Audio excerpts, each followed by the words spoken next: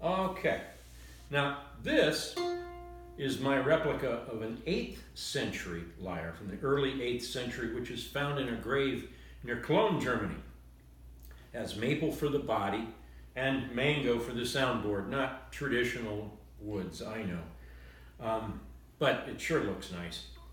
And I carved the bridge from Baltic amber, exactly the way that the original was done. Notice, of course, when I play this, that, or any lyre, that because it's pentatonic, none of the notes that I play in sequence ever sound bad together. That makes the lyre the perfect instrument for those who can't play anything else, but really would like to make some beautiful music, because all you have to do is pluck a sequence of notes. Beowulf is the most well-known poem in Old English, but with over 3,000 verses, it's just not performance material for today.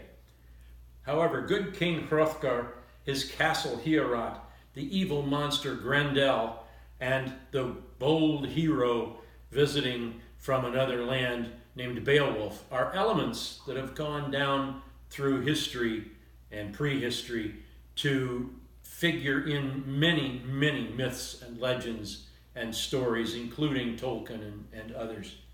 The Lay of Beowulf is a sort of Cliff Notes version of the story of Beowulf that was written by J.R.R. Tolkien back in the 1920s when he was starting his landmark translation of the original poem Beowulf. He never really finished it. It didn't finish, and it wasn't published until after he died, because archaeological evidence kept changing the way that scholars thought about Beowulf and the people of those times and places. And so it kept changing the meanings of the words, and he just kept changing his translation. But he did write this poem to sort of place in his own mind the sequence of events that happen in the story. This is the Lay of Beowulf.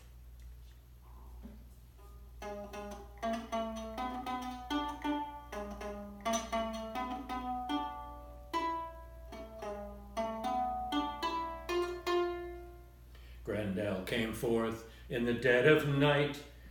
The moon in his eyes shone glassy bright. As o'er the moors he strode in might, until he came to Heorot. Dark in the dawn the windows shone. By the wall he lurked and lingered long, and he cursed their laughter and he cursed their song, and the twanging lyres of Heorot.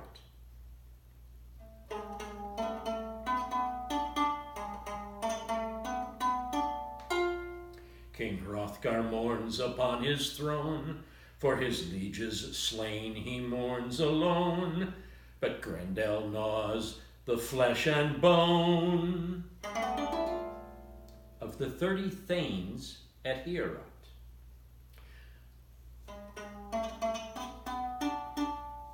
A ship there sails like a winged swan, and the foam is white on the waters wan, and one there stands with a bright helm on, that the winds have brought to Heorot.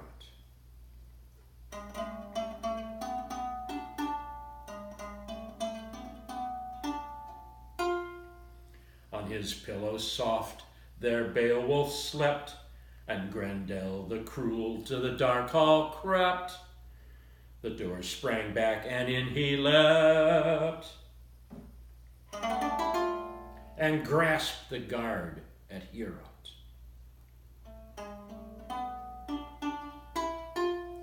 As bear aroused from his mountain lair, Beowulf wrestled with Grendel there, and his arm and claw away did tear, and his black blood spilled at Heorot. O Ecgtheow's son, he then dying said, Forbear to hew my vanquished head, or hard and stony shall be thy bed. And a red fate fall on Heorot.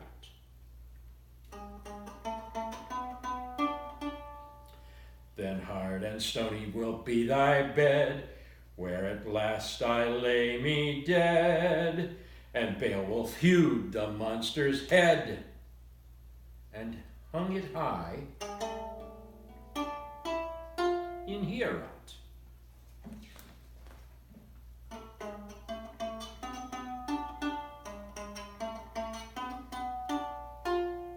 Merry the meadmen quaffed at the board, and Hrothgar dealt his golden hoard, and many a jewel, and horse, and sword gave to Beowulf at Heorot. The moon gleamed in through windows one, as Beowulf drank, he looked thereon, and a light in the monster's eyes there shone. Amid the blaze at Heorot.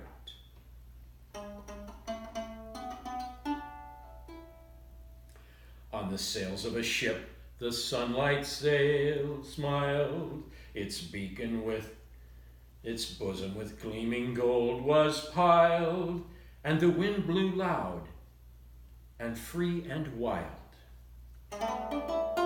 as it left the land of Heorot.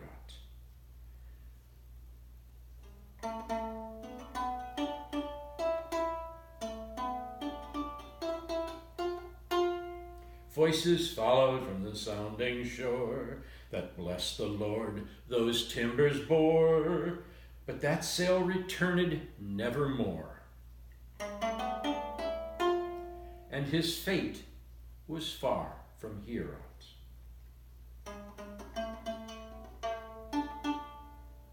The monster's head in the hall did hang, and grinned from the wall while the minstrels sang, till flames leapt forth and red swords rang, and hushed were the lyres at Heorot.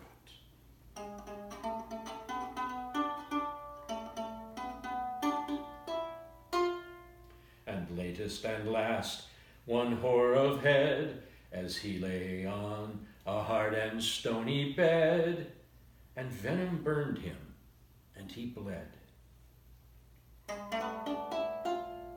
remembering the light at Heorot.